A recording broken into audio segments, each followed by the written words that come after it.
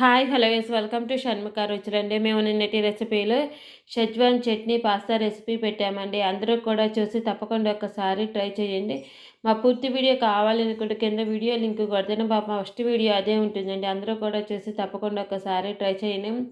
మా వీడియో కనుక కొత్తగా చూస్తున్న వాళ్ళు ఫస్ట్ టైం చూస్తున్న వాళ్ళైతే మా ఛానల్ని సబ్స్క్రైబ్ చేసుకోండి.